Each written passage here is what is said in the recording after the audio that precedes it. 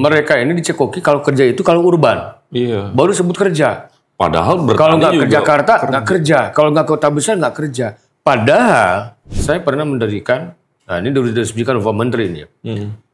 Namanya Santri Tani Milenial. Masalahnya, di sini pola pikirnya harus dirubah. Iya. Dari buruh tani menjadi usaha tani. Iya, karena memang sebagaimana kata Rasul kan, man arada dunya fa'il bil ilmi, wa man arada akhirah fa'il bil ilmi, wa man arada huma fa'il bil ilmi. Barang siapa yang menghadaki dunia, raihlah dengan ilmu. Barang siapa yang menghadaki akhirat, raih dengan ilmu. Pengen keduanya, raih pula dengan ilmu. Waktu itu katanya ada seorang petugas investigasi, nggak tahu dari mana lah. Dia lewat satu kampung, gitu kan. Ada orang yang lagi jemur nasi tuh, nasi bekas, gitu. Tadinya itu buat pakan bebek, gitu. Orang lagi kerja ditanya-tanya gitu kan ngedumel juga. Buat apa kan? Buat dimakan lah katanya.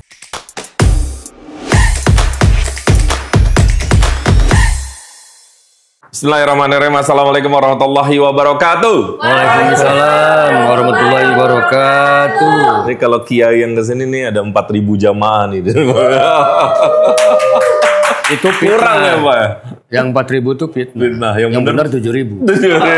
Masya Allah. Kan kita harus optimis dong. Iya. Teman-teman, ini kayaknya dari puluhan episode akhirnya alhamdulillah kita kedatangan kiai ini. Jadi podcast kita lebih adem gitu. Ada hadir bersama kami ada Kiai Haji Asep Mausel Afandi. Assalamualaikum. Waalaikumsalam warahmatullahi wabarakatuh. Pak Yai, pertama-tama mewakili teman-teman yang ada di sini kami terima kasih. Pak Yai di tengah aktivitas kesibukan kampanye, kesibukan di DPR RI masih berkenan hadir. Teman-teman, saya nggak mau perkenalkan panjang-panjang, tetapi Pak Yai ini bisa dibilang sebenarnya petahana atau incumbent dari Partai Persatuan Pembangunan, tapi beliau juga saat ini menjadi salah satu calon anggota legislatif yang sangat potensial di daerah Jawa Barat 10.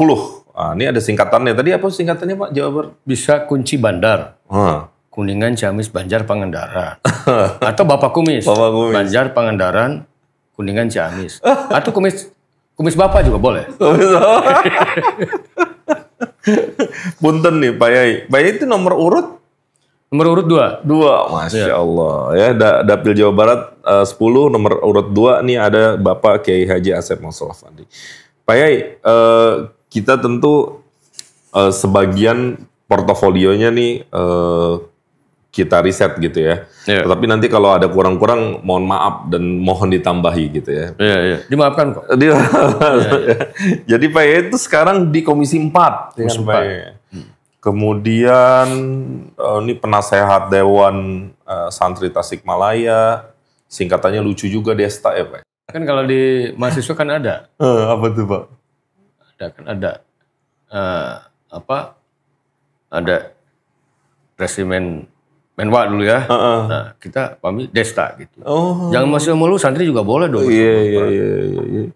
Kemudian di keluarga besar putra-putri polisi ya Pak ya. Polresta Tasikmalaya, penasehat, tim pemantau bencana alam Jawa Barat, kemudian pimpinan Tasikmalaya Solidarity of Muslim dan seterusnya gitu ya. Iya. Emang dari dulu Pak Yai itu memang aktif di kegiatan masyarakat ya Pak Yai? Sebetulnya panggilan publik ya. Saya sendiri aslinya sih kan mimpin pesantren. Pondok pesantren itu udah saya melanjutkan ayah. Nama pesantrennya apa Pak Yai? Miftahul Huda. Oh, itu banyak kan ya Pak Yai? Santrinya sekarang ada 7.000. Masya Allah. Cabangnya di Indonesia ini kurang lebih sekitar 1.400 cabang. Iya. Gitu. Nah kemudian mereka ini kan banyak minta. Ada kegiatan ini minta saran, kegiatan ini minta saran. Wah kalau begitu saya udah sekalian masuk aja gitu. Dan kebetulan juga saya di polisi karena memang kakek saya polisi. Oke. Gitu. Kemudian waktu reformasi kenceng-kencengnya kan banyak sekali itu gerakan-gerakan gitu kan. Saya melihat ini sebuah peluang di mana demokrasi terbuka. Tapi waktu itu walaupun saya memang ada di P3, tapi saya tidak terlalu akses. Saya lebih akses ke masyarakat. Didirikanlah TSM, Tasikmalaya Solidarity of Muslim. Siapapun yang punya keberpihakan terhadap Islam gabung di situ. Ada parpol, ada ormas, ada perorangan, ada pengusaha, siapapun boleh. Situ lalu tahun 2009 rekan-rekan tuh karena ini kan solidaritas Islam, waktu itu ada kehendak ingin inventaris daftar calon anggota DPR RI di Dapil Tasik Garut waktu itu. Mau diindeks ada 100 orang yang layak dipilih. Nah, lalu kemudian waktu itu bincang, sepakat. Lalu ada salah satu rekan yang bilang ke saya, Kang katanya, ada lagi bilang Mam. Terkadang saya dipanggil Imam karena banyak ormas masuk itu saya mimpin gitu kan. Berarti kalau kita bersebelahan ada yang manggil Mam, kita dua-dua nengok ya Pak ya? Nengok, ingat di film Imam nengok ya. Terkadang saya cucunya banyak, ada lagunya kan cucunya segudang itu saya. Makanya panggilan saya juga panggilnya Eyang juga. Oh iya oke. Nah, Om katanya minta izin, apaan? Saya minta izin untuk bawa Akang nih, Imam nih diopinikan nyalon. Saya nggak bakalan nyalon, saya bilang gitu. Ya opini doang. Ya udahlah silahkan gitu kan. Akhirnya ramai ternyata diopinikan bahwa saya mau nyalon. Nah, diam-diam aja saya nggak punya niat. Gitu. Kemudian menjelang itu tahun berapa Pak Yai? 2009. Oh 2009. 2009. Kemudian menjelang penutupan pendaftaran, menjelang kurang lebih sekitar seminggu atau 2 minggu lagi ke pengumuman DCS, saya mengundurkan diri. Ya, ditujukan ke KPU Pusat, tembusan ke DPP P3 sama ke DPP PKB. Karena waktu itu dia bilang, kan saya harus daftar waktu itu, ya supaya maksudnya nggak padam. Jadi daftar 2 partai waktu itu. 2009 ini. Padahal saya undang-undurin diri, tapi ternyata di DCS masih ada. Ya, di P3 nomor 1, di PKB juga nomor 1. Ya saya nggak urus. Tapi ternyata ada di P3. Ya memang habitat saya di situ kok. Itu juga kenapa saya ke PKB ya iseng. Karena Gus Dur sama istrinya sama putrinya juga kan ya berkunjung ke rumah saya. Waktu itu 2009 kan masih ranking. Saya bilang ke Gus Dur, Gus kalau saya dikasih nomor bagus mau udah nyalon dari PKB. Serius dia. Gitu. Tapi nggak tahu kenapa di PKB juga dicoret. Nah, karena di DCS ada dua-duanya, ya udah saya nggak urus. Pasti dia apa? Dicoret. Ternyata di DCT masih ada nama saya. Loh, saya bingung ya, nggak kampanye gimana gitu kan. Duit juga nggak punya, boro-boro mikir duit. Sampai-sampai saya ngobrol dengan kepala bank, ya sahabat saya, di mana saya nyimpen duit di situ, biasanya buat transfer doang. Nah ada uangnya. Saya yakin kalau di rekening saya cuma ada 3 juta. Masya Allah. Tapi dia bilang nggak ada, katanya 1 rekening lagi. Perasaan saya punya 1 rekening. Ternyata saya punya 2 rekening. Saya sampai lupa saya bukan punya rekening situ. Ada 25 juta kalau nggak salah. Saya ambil 20 gitu. Ya akhirnya saya ambil modal 20 juta tapi hasilnya lumayan. Dapat suara waktu itu kurang lebih 300.000, sekitar 300.000 suara. 2009 tuh. 2009 dan hanya modal 20 juta saja. Dan akhirnya Pak Ye di P3 apa di PKB saat itu? Di P3. Akhirnya di P3 2009 itu. Karena dua-duanya juga nggak niat tuh. Nggak niatnya boleh bilang saya ini kecelakaan di DPR. Gitu.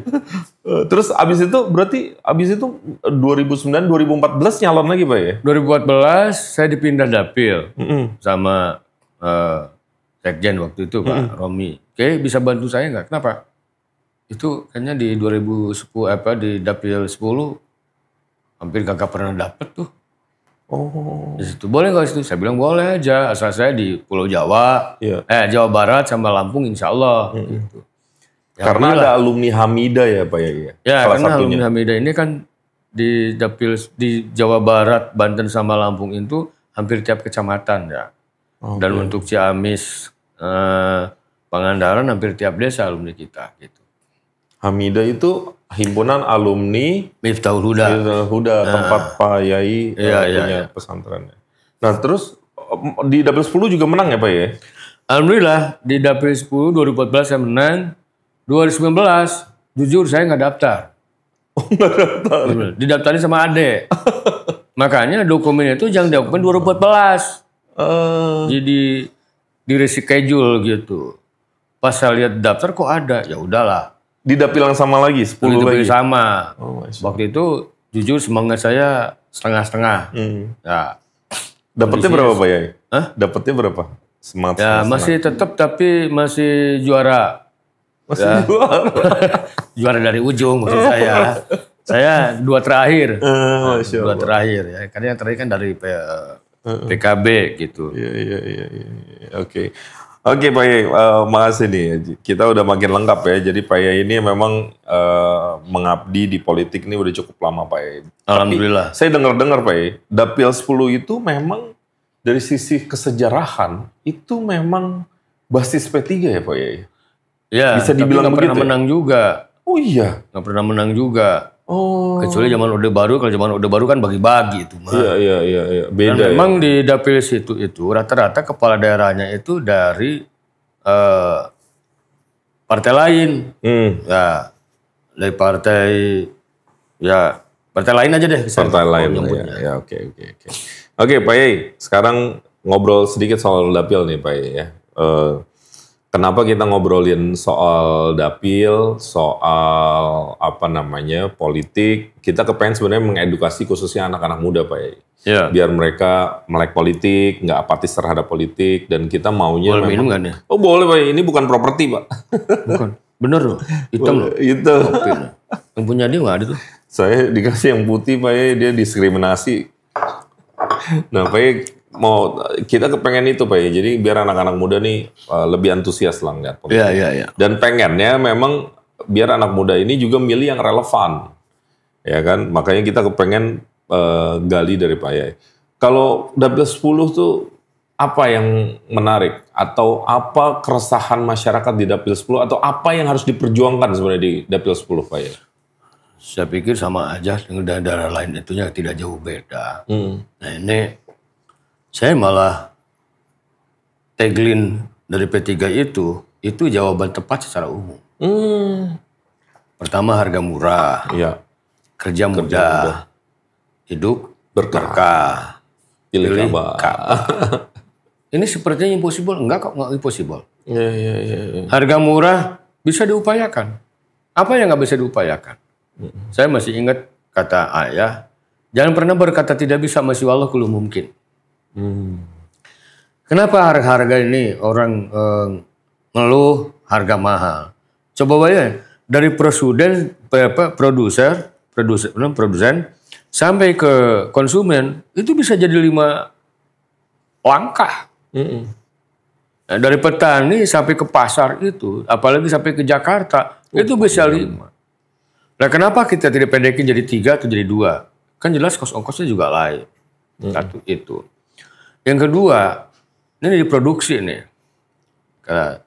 Saya kan di Komisi 4 ya. Jadi cocok. Salah satu mitranya pertanian nggak ya? Pertanian salah cocoknya. Dan negara kita ini kan banyakannya agraris ya. Iya. Jadi kebanyakan mayoritasnya adalah petani sama nelayan. Gitu. Nah petani ini semangatnya ada tinggi. Anak muda juga mau. Tapi seringkali dihadapkan kepada problem-problem yang justru problem itu lahir dari kebijakan.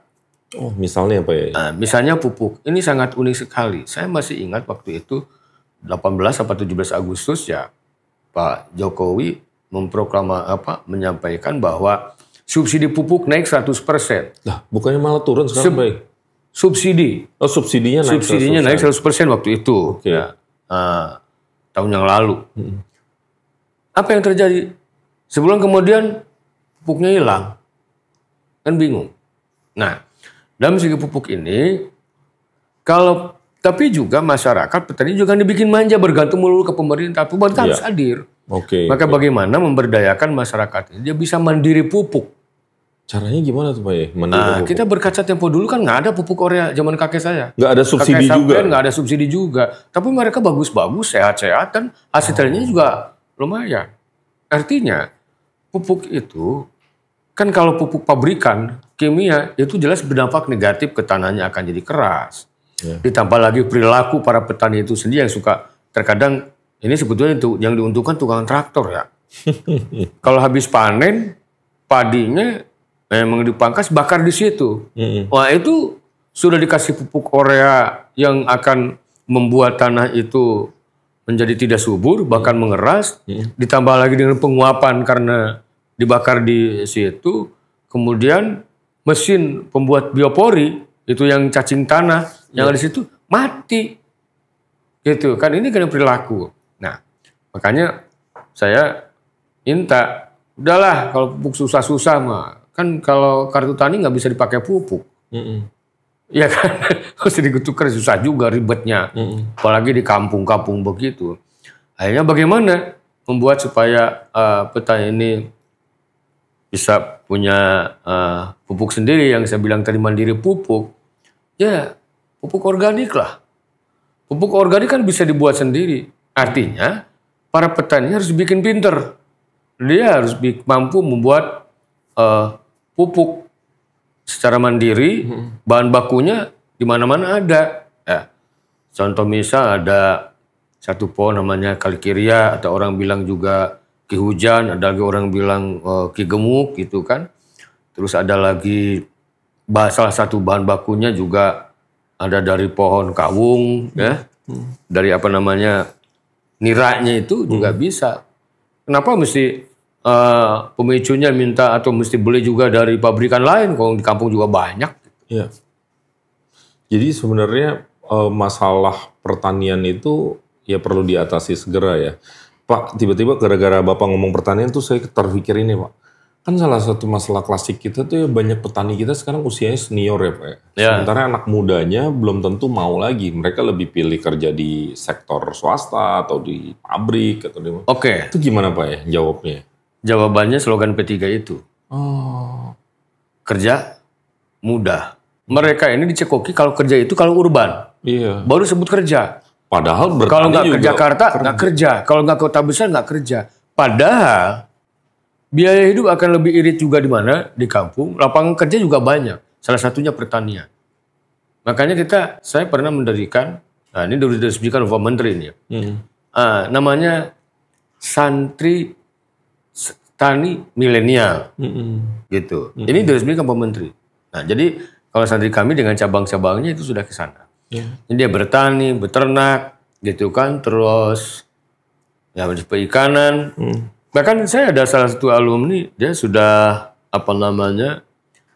bergerak dari nol, dia ternak kambing, ya, itu kambing ada dua kan, ada kambing kambing sanen.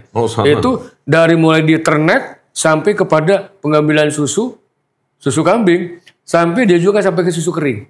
Dalam satu titik. Dan itu di kampung. Dan itu lapangan kerja banyak. Jadi benar slogan dari P3 itu kerja mudah. Mendingan di lembur. Atau bikin gelas aja. Saya kemarin tawa-tawa. Karena saya memang senang seni gitu kan. Saya mau gelas dari bambu. Dan jadi kampung susah. Malah dapatnya di Jakarta. Aneh kan. Kenapa nggak di kampung? Itu kayu gelas dari bambu dan itu bagus, artistik sekali gitu ya. Dan dijamin anti pecah. Dan sebenarnya cukup menguntungkan ya Pak ya. Menjadi petani, menjadi pengusaha di desa itu cukup menguntungkan kan? Sangat menguntungkan. Masalahnya, di sini pola pikirnya harus dirubah. Iya. Dari buruh tani menjadi usaha tani.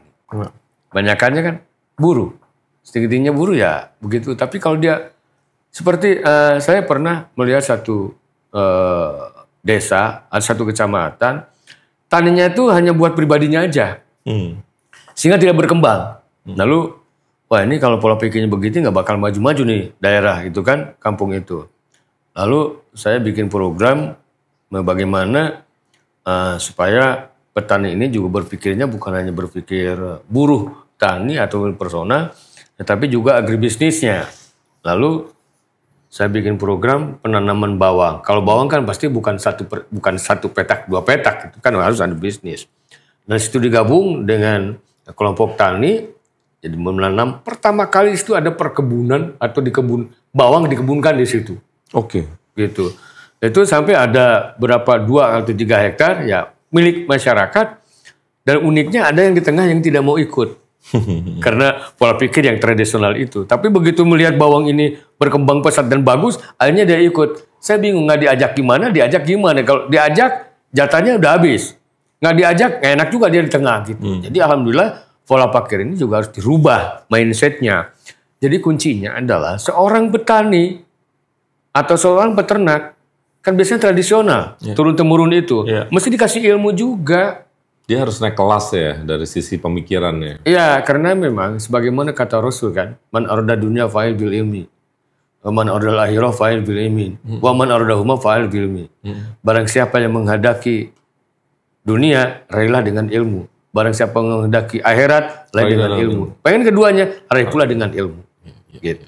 Menarik, Pak.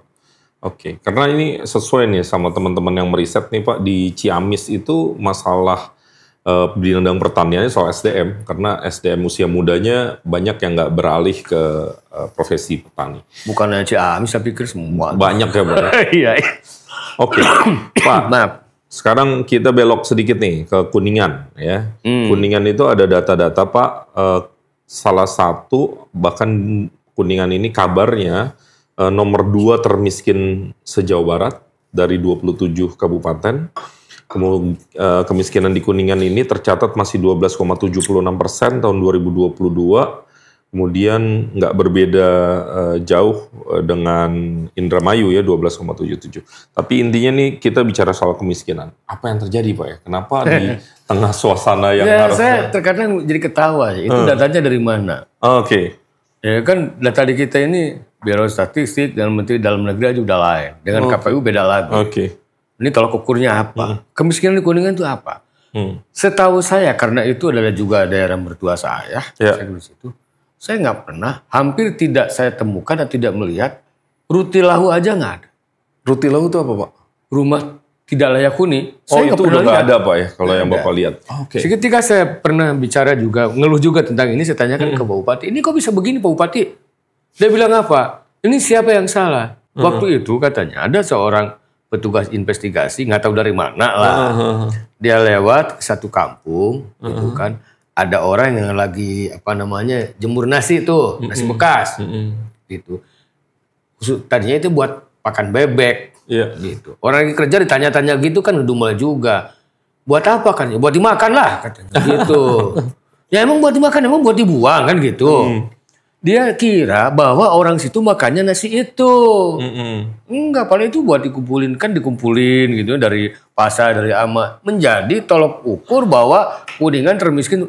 Loh, kok gimana? Saya lihat orang Kuningan itu rajin-rajin loh. Oke. Tahu. Ya, itu Kuningan. Penghasil tahu ya, Pak? Penghasil tahu terbaik menurut saya itu yang disebut tahu tahu glamping atau tahu susu. Kemudian kalau saya belut umbi jalar. Itu Kuningan itu banyak. Bawang juga rajin orang Kuningan. Dan tidak ada yang namanya di batasnya. Mungkin, nah ini satu aja kalau Kuningan itu memang kalau konsumsi ikannya kurang. Nah, mungkin dilihat dari situ dia dipikir langsung otomatis stunting. Enggak juga gitu. Belum tentu gitu. Belum tentu juga katalisatornya.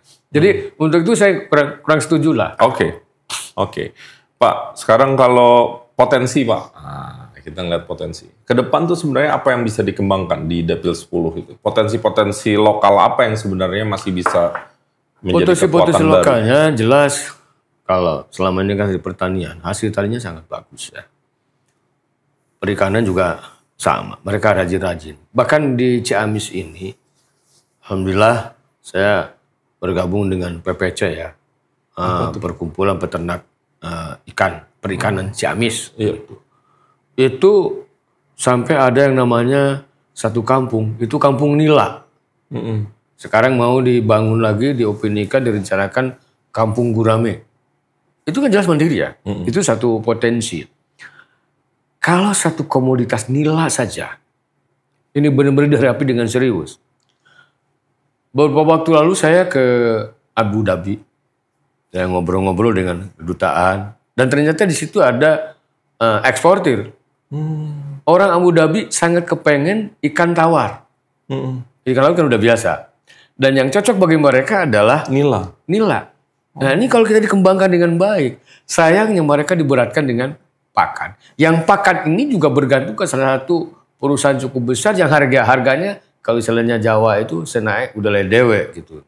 Sayangnya mau gimana produksinya. Jadi tadi saya bilang itu ya antara produser atau peternak dengan konsumennya, itu bisa langsung. Saya harapkan ada investor yang datang ke Ciamis mengelola ikan itu. Apakah sekali kira kita pakai kontainer langsung ke Abu Dhabi dan sebagainya.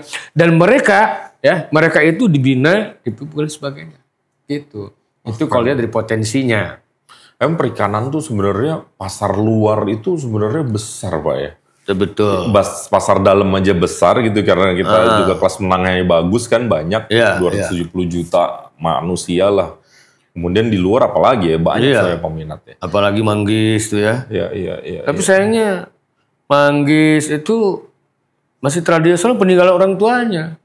Iya, hortikultura, perkebunan itu kan bagus Pak ya di Dapil ini juga gede ya. Oke, menarik. Pak Yai, kita ini namanya juga musim kampanye ya Pak. Kalau Bapak itu apa komitmen yang Bapak bukan janjikan ya, Bapak sampaikan ke masyarakat sehingga mereka kembali menaruh amanahnya lagi ke Pak Yai? Biasanya seperti apa Pak? Salah satunya adalah tugas DPR itu kan kewajiban sampai disumpah loh. Iya Pak. Untuk memperjuangkan aspirasi masyarakat. Aspirasi itu kan keinginan masyarakat mau apa. Jadi aspirasi ini maunya masyarakat itu ada yang terucap. Jadi istilah saya ada yang terungkap. Kalau terucap dia minta langsung. Kalau terungkap dia nggak temukan tapi saya bisa mengungkap bahwa itu perlu. Ya.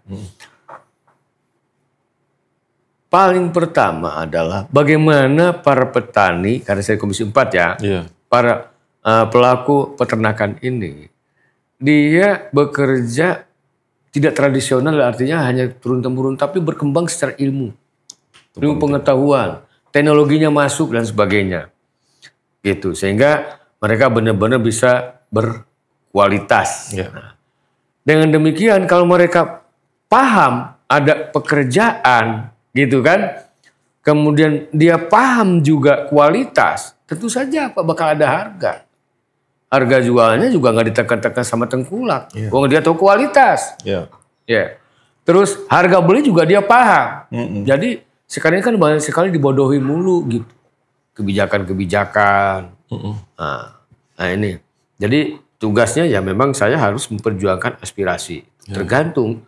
Terkadang aspirasi itu juga tidak masuk dengan, tidak sesuai dengan job saya. Nah saya kan di pertanian. Saya minta bangunan masjid kan nggak nyambung. Nah itu gimana biasanya? Jangan sembung dah. Biasanya gimana ya Pak kalau ada ekspektasi? Pertama kita coba dengan kawan lain. Bagi-bagi kita juga. Terkadang kawan juga ada yang perlu dengan contoh perlu traktor ya saya kasih. Saya perlu ini gitu. Tapi terkadang juga anggaran di pemerintah nggak ada. Ya terpaksa saya kita deh. Tapi pelajarannya berarti ini Pak ya. Jadi anggota dewan itu nggak harus kaku dalam artian kan tugasnya kan legislatif, pengawasan sama budgeting. Tapi kan sebenarnya secara esensial dia itu wakil rakyat ya. Karenanya nggak bisa yang diharapkan tuh nggak kaku gitu ya. Hanya ngurusin 3 ini aja. Kadang-kadang kan ekspektasi masyarakat beda Pak ya. Kayak beda. Bapak bilang tuh Bapak ada pemerintah sama DPR aja kagak paham. Iya Pak. Ada calon anggota DPR menjanjikan kalau saya terpilih akan saya bangun itu. Nanti kan duitnya dari mana? Bagaimana anggaran? Yang punya anggaran kan pemerintah. Eksekutif ya Pak ya. Iya. Tapi kalau saya jawabnya insya Allah akan saya perjuangkan. Maksud saya perjuangan ya saya mintakan upayakan. Perkara yang ngasih kan pemerintah. Setidaknya menyuarakan ya, memperjuangkan ya Pak. Partai itu kan ngomong. Partai itu ngomong betul. Dan ya bersyukur nih kayak karena Pak Yai ini udah panjang kan ya di dewan ya. Jadi memahami itu ya Pak ya. seringkali kan banyak urusan masyarakat, urusan publik itu memang bisa diselesaikan dengan silaturahim, dengan menelpon, dengan hubungan baik, itu juga kan sebenarnya bisa dilakukan. Ya iya, kalau kambing kan tambang, kalau orang tuh ngomong. Omongan yang dipegang, kan gitu. Bukannya tambang yang dipegang, tapi omongan yang dipegang. Gitu. Kalau tambangnya rapuh ya lepas, kalau ngomongnya rapuh ya lepas juga. Iya. Pak Yai, ini sekarang kita yang lucu-lucuan aja nih Pak Yai. Ini cuman jawab cepat aja Pak Yai. Pilih salah satu aja Pak. Wow. Ini Pak. Kuis dia apa? Kuis nih. Kuis Pak. Hadiahnya sepeda tuh di luar. Aduh, Pak Yai itu lebih suka keputusan tepat apa keputusan populer? Kenapa? Pilih keputusan tepat atau keputusan populer? Mesti digabung dong. Kalau bisa tepat dan populer. Pasti bisa. Tapi kalau harus milih salah satu Pak? Pilih salah satu tepat. Tepat ya. Kalau populer kan orang kepopulernya gila ya gila semua jadinya. Kita nggak mau jadi orang gila. Betul Pak Yai. Lebih suka atau lebih memilih mengambil keputusan sendiri atau keputusan kolektif Pak? Diupayakan kolektif. Tetapi kalau itu sudah kepada faktor urusan agama, saya nggak bisa. Oke. Nah, karena pribadi saya juga tidak bisa lepas dari agama. Kenapa? Karena kita berajaskan Pancasila. Iya. Di Pancasila ada ajas ketuhanan yang Maha Esa. Dia berseberangan dengan ketentuan agama, dia berseberangan dengan Pancasila. Maka dia berseberangan dengan negara ini. Artinya, jangan asbun, jangan mentang-mentang kepengennya doang. Kan kita ada apapun ada rambu-rambunya. Kalau rambu-rambunya yang dipakai, ya ketabrak lah. Jadi kalau sengsara jangan salah, jangan salahkan orang lain, dirimu sendiri. Kenapa nggak patuh sama agama? Kan? Ya. Oke, Pak Yai lebih menjaga kekuasaan atau berbagi kekuasaan? Maksudnya menjaga kekuasaan apa? Mungkin ini redaksinya. Emang kekuasaan yang Pancasila, kekuasaan yang P3 harus dijaga. Gitu. Oke. Artinya ini jawabannya jebakan banget. Ya? Jebakan ini Pak, Ya. Diulang pertanyaannya. Menjaga kekuasaan atau berbagi kekuasaan? Mungkin kekuasaan yang sifatnya kolektif atau lebih seneng one man show, mungkin kayak gitu Pak arahnya. Kalau one man show itu bukan pemimpin sejati. Seorang pemimpin itu juga harus bisa mengayomi. Dan manusia tidak bisa hidup sendiri. Karena manusia makhluk sosial. Saya bisa berbagi. Saya nggak bisa mentang-mentang saya anggota DPR lalu menafikan Mas Imam. Kan nggak bisa. Buktinya saya butuh sama Mas Imam, butuh host. Mas Imam juga ngapain sendiri kalau saya nggak saya. Kalau yang ada bawa bicara. Karena makhluk itu kan manusia makhluk sosial. Satu sama lain saling bergantung. Jangan mentang-mentang kuasa lalu kemudian mau sebodoh gue. Didepak orang nanti. Iya kan? Betul Pak. Satu lagi Pak Yai, melihat masa depan atau menghargai masa lalu? Dua-duanya dong. Harusnya dua-duanya Pak. Iya, nggak bisa jalan terus begitu. Itu kan tanpa melihat ke belakangnya. Makanya kan dalam doa itu, kalau lagi sholat kita kan habis assalamualaikum ke kanan ke kiri, ngusap muka, itu ada doa. Lomada ilhami wal hazan. Jauhkan aku dari sedih yang masa lalu dan bingung masa depan. Jadi saya tuh nggak mau sedih sama lalu. Dan saya juga mau bingung sama depan. Masa lalu jadi guru, masa depan adalah harapan. Kalau enggak, mandek itu. Pak Yai, lebih fokus pada proses atau fokus pada hasil? Yang bakal ada hasil tanpa proses. Emang sulap. Soalnya bisa tuh. Ini tinggi nih, pendek nih. Ya. Tapi saya bukan mayorot. Kalau orang ngumpet-ngumpet saya ini diurus loh, jadi rata tuh. Ini nggak bisa nih. Tapi kalau sebegini tuh nggak bisa makan loh. Siap. Ya, terima kasih Pak. Ini jawabannya saya rasa jebakan banget. Apa Pak? Jebakan ya Pak. Ini itu Pak yang jebak tuh Pak. Oke Pak, terima kasih. Ini jawabannya insightful buat saya. Maksudnya benar-benar secara filosofis juga tergambar gitu ya. Jadi hal-hal tersebut bisa menggambarkan. Pak, ini segmen terakhir. Pada dasarnya segmen terakhir ini kita dedikasikan untuk anak-anak muda. Karena anak muda nih milenial dan Gen Z ini kan 53% sekarang Pak Yai. 40%-nya itu pemilih pertama, mereka belum pernah punya pengalaman memilih sama sekali. Jadi kami ingin sebenarnya Pak Yai one on one sama mereka, ya bicara gitu ya.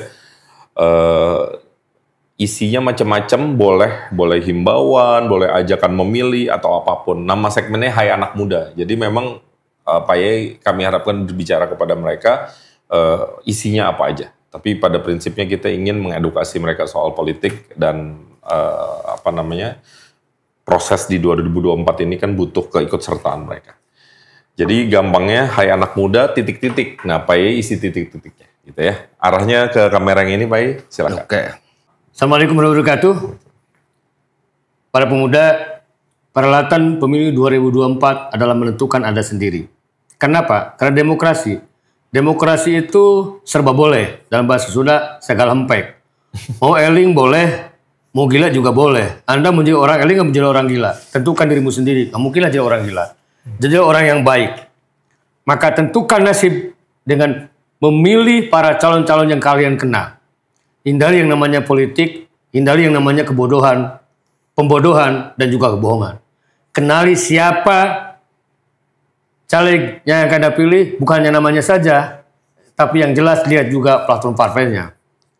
Dan Partai Persatuan Pembangunan yakin dan berupaya untuk mengupayakan dalam harga-harga yang murah, kerja yang mudah, tentu saja hidup barokah, karena hasil karya sendiri, upaya sendiri.